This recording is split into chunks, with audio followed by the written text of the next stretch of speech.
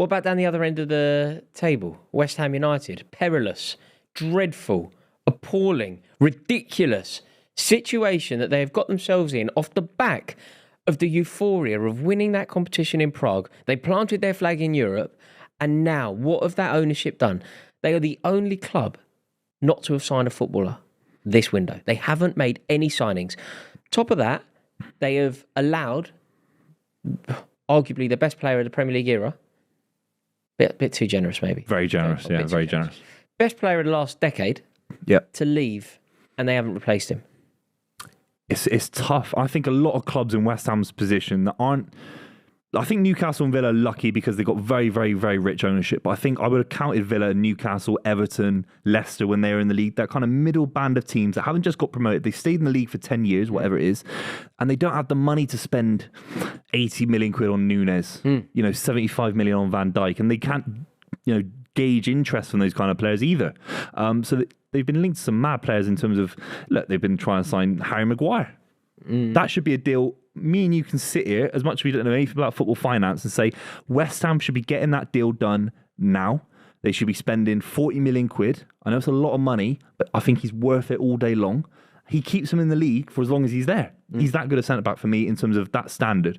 And then they go and get some goals up front. Skamaka struggled last season, of course. So it's where it all went wrong? It went wrong because of their ownership. Their ownership got it so wrong. And do you know the day that it went wrong? Listen to how appalling this is. The day after they won that trophy. Obviously I work at TalkSport. The day after, so the West Ham parade hadn't even happened, right? They're still celebrating. They're basically in the changing room, just having a shower. Declan Rice just having a shower, right? He's got his winner's medal on. Do you know where the West Ham owner was? He was at TalkSport. What was he saying? Tell me what he's saying. He was at TalkSport and he was having a conversation with Simon Jordan saying that Declan Rice is available for the right price. Yeah, hang on a minute. 24 hours ago, you were playing. What are you doing? Don't show your hands so early. What are you doing? This clip is brought to you by Super 6. Super 6 are being very, very generous. They're going to give you £1 million in the opening weekend of the Premier League if you get 6 predictions bang on. I know for a fact I'm getting them bang on. Maybe we'll split the £1 million 50-50. It's a massive opportunity. Make sure you join our mini league, Club 23, to get involved. It's going to be an absolutely huge season with Super 6. For every 50 people who join the league, an extra 10 quid is being very generously given away by Super 6. So if 5,000 people join our mini league, that's an extra £1,000 to win in the opening weekend of Super 6. And this is where they got it so wrong. So that means that everybody knew they were going to sell. Do you know what they should have done? Aston Villa did it very well. Do you know when they knew they were going to sell Jack Grealish? What Aston Villa did was buy the replacements and pretend to the world that those replacements are going to play with Grealish. So Grealish isn't for sale, but they've had a conversation with City. They go, look, let us get our ducks in a row. We're going to sort our life out. You can have him on the last day. But for now, just sit tight. Buy all your replacements. Get your replacements in. Get ready. It means two things. It means when West Ham try and do business now, say they want to buy a central midfielder, Conor Gallagher from us. Chelsea go, hold tight. You want Conor Gallagher. You desperately, not only do you want him, but you need him because you've got a massive Declan Rice-sized hole in your midfield. So you need him, and you are caked because you got over 100 million quid off Arsenal. So you're double rich, and you need our player. 60. And the player doesn't want to go, which makes it even harder with all due respect to West Ham. So what they needed to do was sit tight, sign Conor Gallagher and go, he's going to play with Rice. We're not selling our best players. We're not selling our best players. We've won in Europe. We're in the Europa League. We're adding players to improve us, and we're going to build a team around Declan Rice. Conor Gallagher, 30 million, okay. Harry Maguire, 25 million, okay. Now, Arsenal, Chelsea and Manchester United are going, you're really, really rich, and you really desperately need our player. So everything's now ruined for you. I wonder if they still would have struggled. I wonder if the owners, when they did go on TalkSport, were just trying to advertise the fact that he was running down his contract, he didn't have long left. It's almost like more of a plea. Please, can we get the money in? And the issue for West Ham, again, even if they'd worked in a way that you're talking about, which I think is absolutely fair, look at Southampton. They rejected a bid from Liverpool for close to 42 million quid for Lavia. They rejected that. They're a championship club. So the inflationary effect on football at the moment is extreme. So even if they'd waited to the last minute, Declan Rice isn't leaving, let's get our ducks in a row, etc. They go to Southampton, please can we get your legendary player ever since Matt Letizia. That's the reality. Or Ricky Lambert, which says it all. Let's go and get James Ward-Prowse. How much do you want for him? 20 million? That's fair. 25 mil, 30 mil. They're going to turn around and say, we want 50 million because of Brighton's incredible business. They got 60 odd million quid out of you for Cucurella, 100 million out of Caicedo.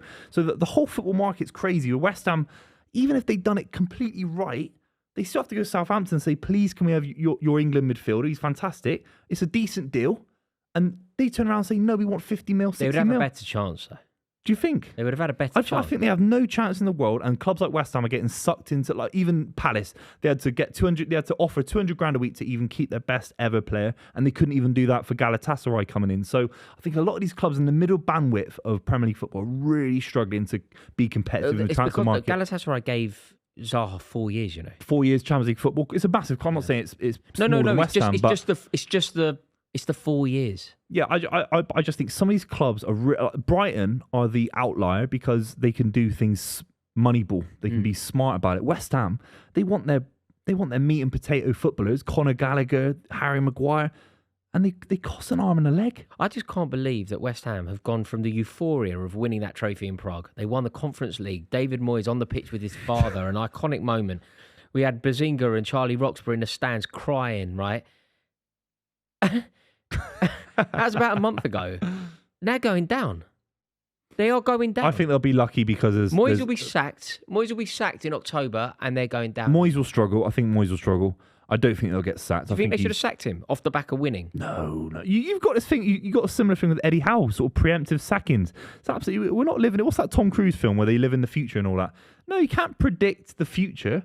David Moyes deserves to be leading West Ham out for the first game of the season. No, he deserves it in a romantic sense. But Buvey, 3 weeks... And a literal sense. Buvey, he kept them up. 3 weeks before West Ham United played that final, or few weeks, 6 weeks, they played Fulham away.